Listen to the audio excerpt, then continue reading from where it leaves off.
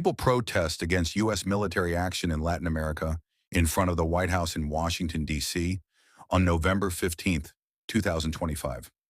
Credit, Drew Angerer, AFP, Getty Images.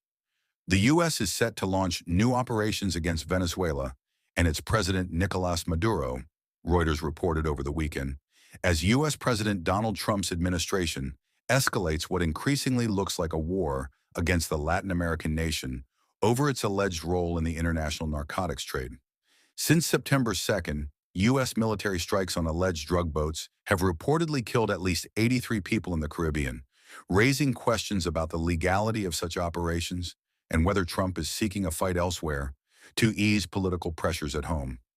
Some observers even think Trump's ultimate goal may be regime change in Venezuela, seeking to force out the authoritarian Maduro, whose most recent election successive U.S. administrations have not recognized as legitimate, and whom the State Department alleges to be the head of a cartel recently designated a terrorist organization.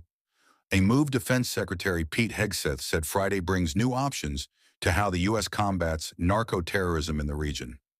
Nothing, including a potential land-based operation, Hegseth said, was off the table. But the thought of waging a new war with Venezuela is unpopular in the U.S.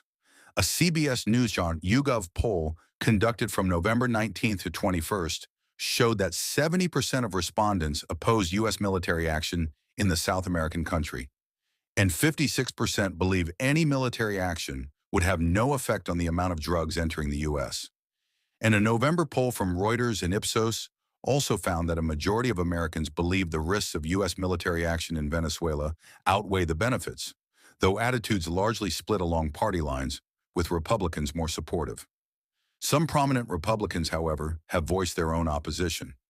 Senator Rand Paul, Kentucky, on Sunday, warned of potential fractures within the GOP, where some members have already questioned the administration's boat-bombing campaign, echoing congressional Democrats' misgivings about Trump's actions in Venezuela. "I think once there's an invasion of Venezuela," said Paul on CBS News, "I think you'll see a splintering and a fracturing of the movement that has supported the president. I think a lot of people, including myself," he explained, "were attracted to the president because of his reticence to get us involved in foreign war." Paul, who was one of two Republicans, along with Alaska's Senator Lisa Murkowski, who voted with Senate Democrats in a failed bid to require congressional approval before Trump takes any military action against Venezuela, criticized the administration's latest terrorist designation on Cartel de los Soles, saying, "I think by doing this, they're pretending as if we are at war. They're pretending as if they've gotten some imprimatur to do what they want."